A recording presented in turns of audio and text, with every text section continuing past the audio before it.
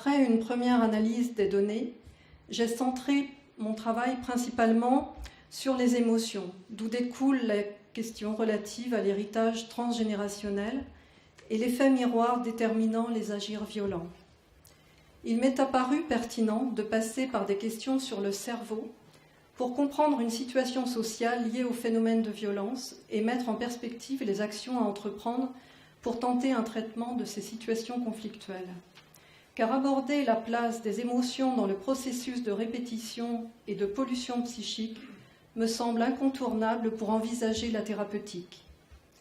Cette recherche clinique institutionnelle est basée sur un recueil de données semi-directif auprès de professionnels, incluant également les membres de l'équipe de direction.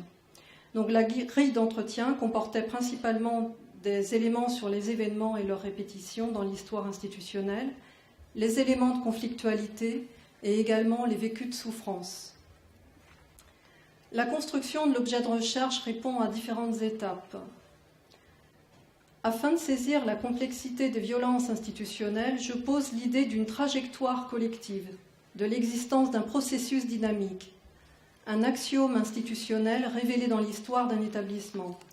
C'est-à-dire que je soulève le parallèle entre la trajectoire de vie individuelle et la trajectoire de vie d'une institution avec l'hypothèse de l'existence d'un axiome institutionnel qui conduit inconsciemment les sujets à la réitération d'agirs similaires.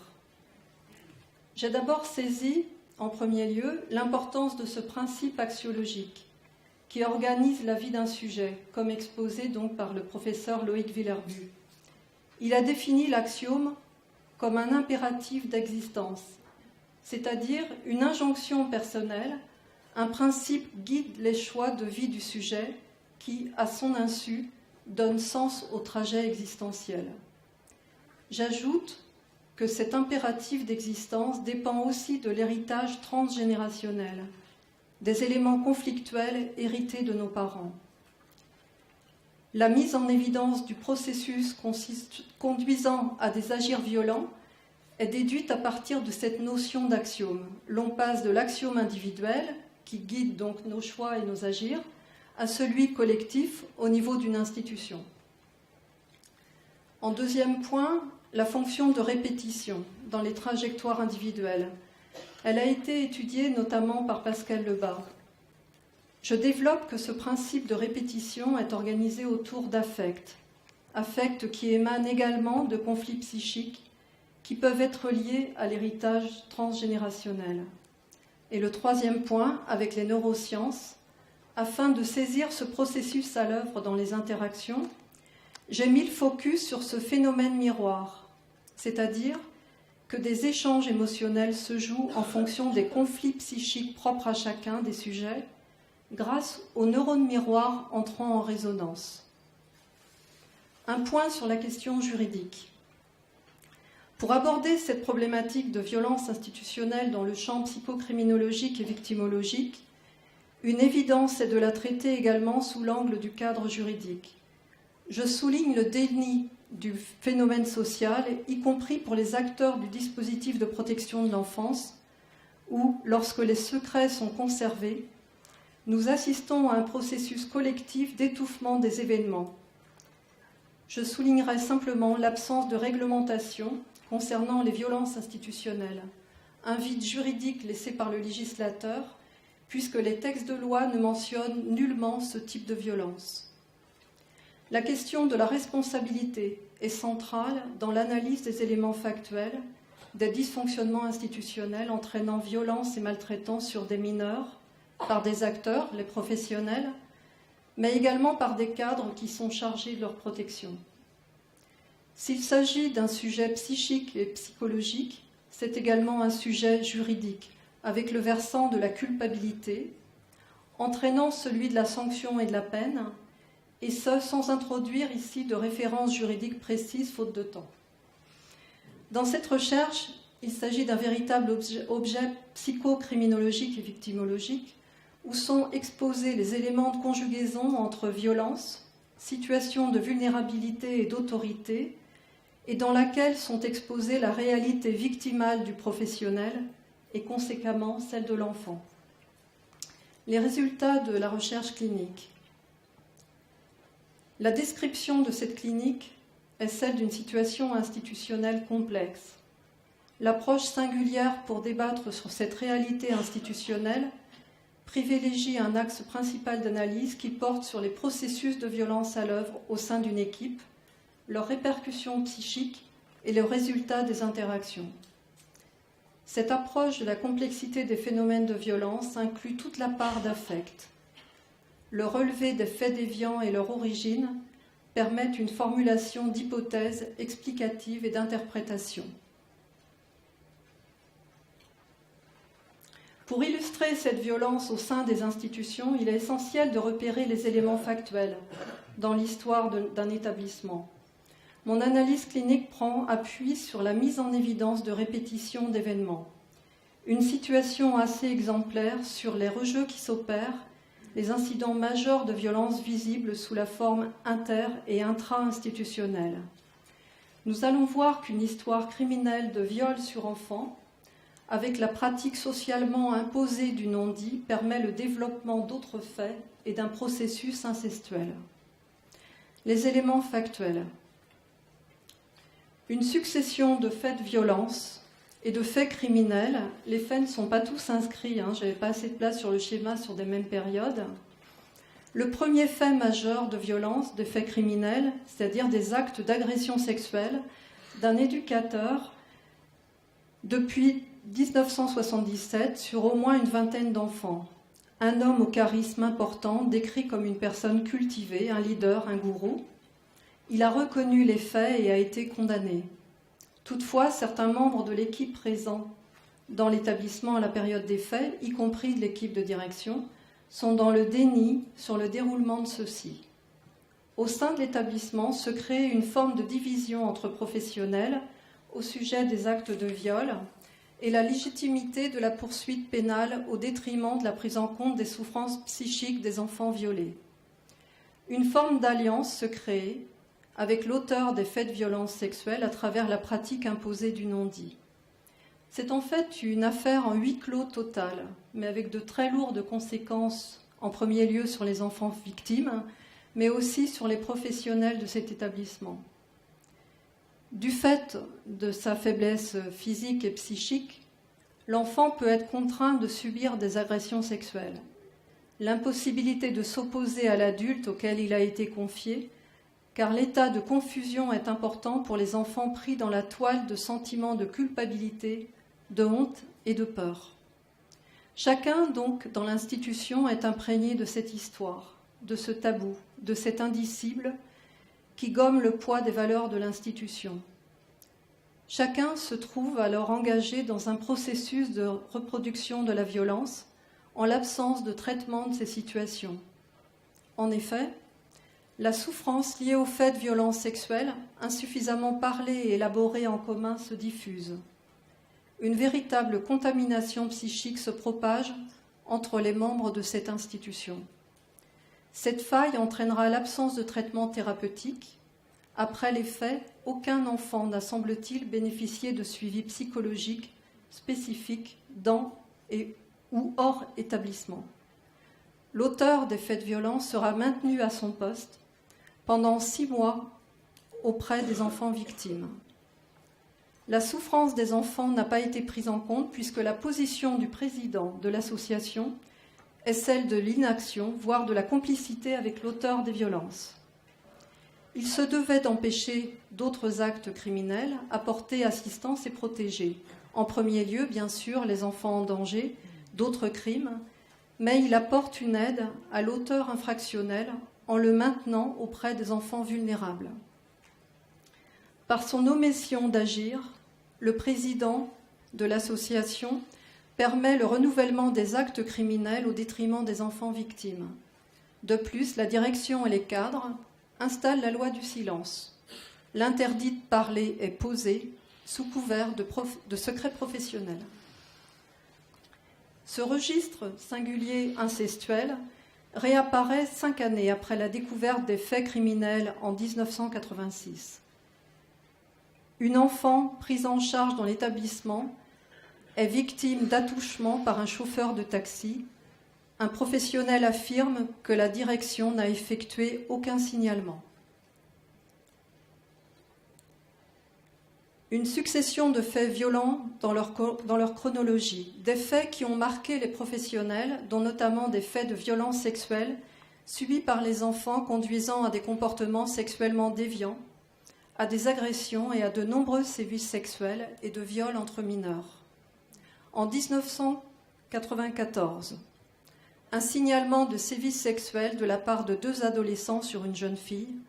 Les professionnels ne reçoivent aucune information sur les suites et concluent à un non-lieu. En 1997, un enfant exprime les viols commis par son père. Le père reconnaît en premier lieu les faits d'exhibition.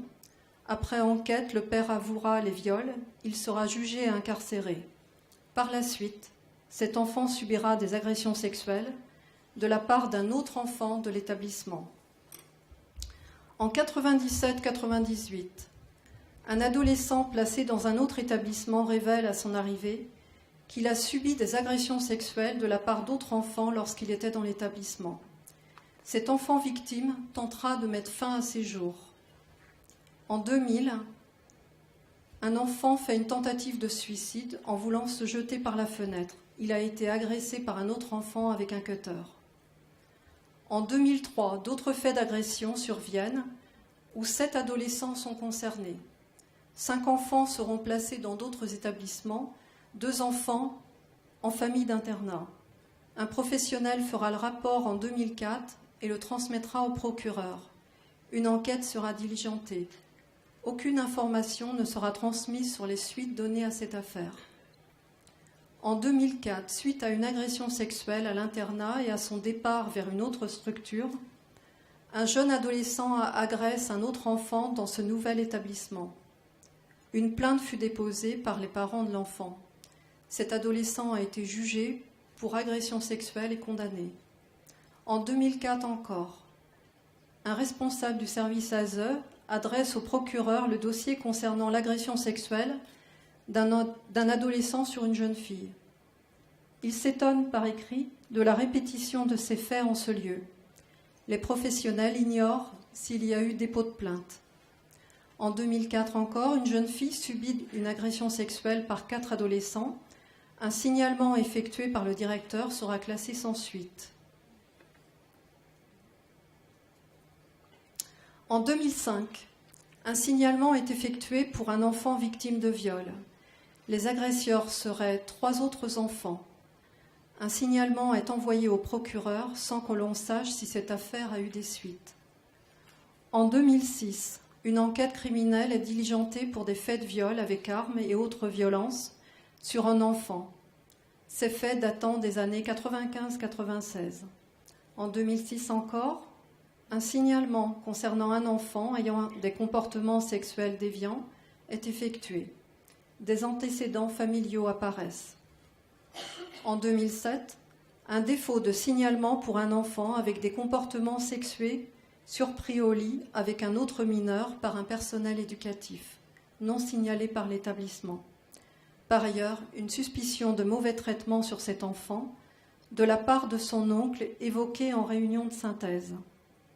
Le mineur a été placé dans un autre établissement et 2 mois après, le signalement était réalisé.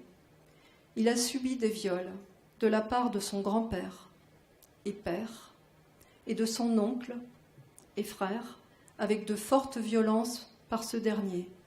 D'après les dires des professionnels, une psychologue et le chef de service se seraient opposés aux professionnels qui voulaient que l'institution signale. En 2009, une agression d'un chauffeur de taxi sur un enfant, violence physique et insultes, un dédommagement a été effectué sans procès. Également en 2009, un signalement concernant des faits de violence sur enfants de la part d'un chef de service, toujours en poste au moment de mon intervention. Signalement fait par le médecin psychiatre qui, sous la pression, a démissionné. Le directeur adopte la position de protection de l'auteur de violence, dénie les faits et utilise la menace de sanctions envers les professionnels. La pluralité des faits de viol et d'agression ne peut masquer de graves dysfonctionnements institutionnels mettant en péril l'intégrité physique et psychique des enfants. L'institution se place elle-même hors la loi. Le cadre est insuffisamment contenant pour les professionnels puisque les règles ne sont pas établies institutionnellement. Les faits de pédophilie, de par leur amplitude au regard du nombre d'enfants concernés dans le temps, enregistrent et produisent des vibrations telles qu'ils dessinent des ondes sismiques circulant entre tous les sujets, enfants et adultes. Une pathologie incestuelle, en fait, s'installe dans l'institution. L'épicentre du séisme, le premier cercle, correspond au fait de pédophilie sur une vingtaine d'enfants. L'enfant devient victime des agirs pervers et du silence, envahi par les affects de peur, de honte, de culpabilité, de haine, envahi également par un sentiment de dégoût. Ces affects imprimeront chez l'enfant abusé de profondes blessures psychiques et corporelles. L'absence de traitement des effets de cette effraction conduit non seulement à du fantasme incestueux, mais aussi à une mise en acte se traduisant par des viols entre enfants. Le déni des faits de pédophilie dresse ce que Paul-Claude Racamier nomme « rempart autour de l'inceste ». Ce déni va substituer à travers les générations d'enfants et de professionnels dans des rejeux de faits d'agression sexuelle et de viol. L'équipe tout entière semble imprégnée de cette confusion de limites et de signes de l'effraction. Les blessures sont alors toujours actives et l'onde sismique se manifeste sur d'autres enfants victimes de viols ou d'agressions sur la génération suivante. L'analyse de l'histoire institutionnelle met également en exergue d'autres processus de répétition de situations de victimes ou de passage à l'acte violent. Au moment de notre intervention, 4 enfants accueillis dans l'institution ont des parents qui étaient placés dans l'établissement pendant l'affaire de pédophilie. Quel impact direct pour les parents qui ont été pendant l'affaire placés dans l'établissement et ont leur enfant actuellement dans ce même établissement? Quel impact sur ces 4 enfants actuellement? Quelle transmission? D'autres faits marquants, des décès, un suicide également d'une professionnelle et la mort du directeur de l'établissement, une figure de référence. Il représente pourtant le principal garant de ce cadre de travail. En orange, une succession de directions avec le décès donc de l'un d'eux en 2005 et une direction vacante sur une année, sur l'année suivante, laissant libre cours aux enjeux de pouvoir. En bleu, une succession de médecins psychiatres avec les dates qui apparaissent, des départs successifs qui témoignent de la reproduction des démissions de la part de ceux-mêmes qui sont chargés de soins spécialisés auprès des enfants se trouvant, pour la majorité d'entre eux, carencés. L'absence de loi et l'abus de pouvoir organisent des déviances institutionnalisées et proposent dans le temps un terreau à la réitération d'agirs violents. La charge émotionnelle des professionnels liée à ces événements représente une pollution psychique importante pour l'ensemble des membres de cette famille institutionnelle, pollution que chacun, enfant et adulte, importe dans l'amphore institutionnel. Chaque émotion traumatique produit une strate dans l'amphore collective. La souffrance des sujets, enfants et professionnels, engendre en boucle des agirs violents. Les travaux d'Antonio Damasio en neurosciences nous éclairent sur l'importance des émotions et la manière dont elles se manifestent corporellement. Comment cette potentialité de violence et cette vulnérabilité peuvent-elles conduire à la rencontre entre un auteur et sa victime? J'ai mis le focus sur ce processus dynamique à l'œuvre dans les interactions, sur ce phénomène miroir, c'est-à-dire les échanges émotionnels qui se jouent en fonction des conflits psychiques propres à chacun, agresseur et victime, grâce aux neurones miroirs entrant en résonance. Les professionnels et les enfants attirent en miroir les situations en lien avec leurs propres conflits psychiques. Par exemple, certains professionnels ayant vécu dans leur enfance des carences affectives, des situations d'abandon, des violences, peuvent être agis par un axiome tel que « les enfants ne doivent pas vivre ce que j'ai vécu ». Cet investissement axiomatique peut entraîner l'injonction de sauver l'enfant et de se sauver lui-même. En miroir, certains professionnels agis par une quête majeure d'être aimés, liés à leur carence affective grave, peuvent être soumis à une injonction inconsciente d'obtenir le maximum de l'autre. L'autre devient objet, victime de leur agir violent. En miroir encore, les conflits psychiques des enfants victimes peuvent porter sur des ressentis de dévalorisation, de désespoir, de culpabilité, jusqu'au syndrome dépressif. Au cœur de l'espace collectif institutionnel s'affrontent des axiomes divergents des sujets aux agirs pervers ou agirs de sauveteurs. Si ces passages à l'acte violent sont révélateurs de traces liées au vécu de situations traumatiques, ils sont également révélateurs de la transmission d'héritages individuels et collectifs. Les traumatismes pourraient perturber, nous l'avons vu ce matin, l'identité génétique. Nous pouvons porter collectivement des conflits hérités des générations précédentes.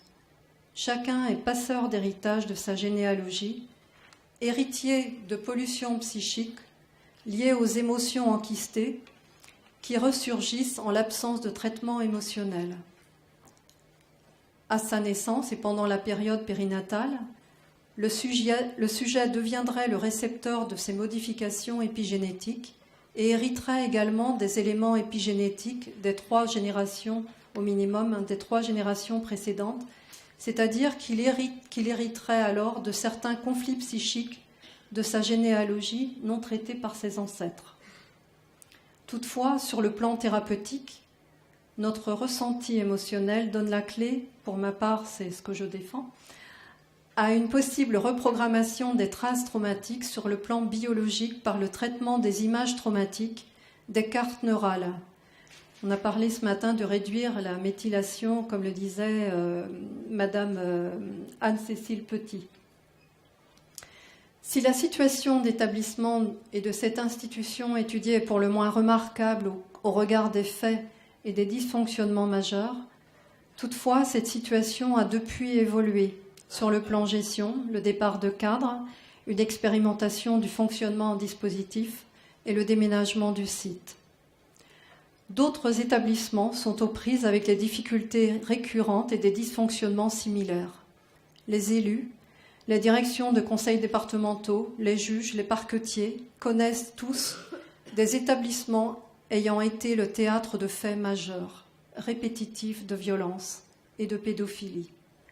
Le véritable enjeu de protection du droit des mineurs en institution dépend, je le rappelle, d'une prise de conscience et des choix du législateur. Je terminerai mon exposé en disant qu'en région Bretagne, à partir de 2008, un groupe de travail régional a élaboré autour d'un projet, autour de la problématique des violences institutionnelles, et une mise en place donc d'une instance de veille, d'un projet, d'une instance de veille avec sa fonction d'espace tiers, a été conçue pour les institutions, pour les établissements sociaux et médico-sociaux. Cet espace est également conçu comme un observatoire des pratiques, un lieu ressource et un espace de réflexion et d'élaboration des bonnes pratiques. Son but est de contribuer à soutenir les membres de direction, les responsables hiérarchiques et les équipes de professionnels des établissements. Il serait sans doute pertinent de rattacher cette instance de veille ou ces instances de veille qui devraient exister dans toutes les régions et un observatoire national des violences institutionnelles à une instance indépendante, à celle par exemple du défenseur des droits. Cette orientation pourrait contribuer à faire évoluer les signalements, à la mise en place de politiques actives et de démarches de prévention, voire le travail de co-construction sur cette problématique. Je vous remercie de votre attention.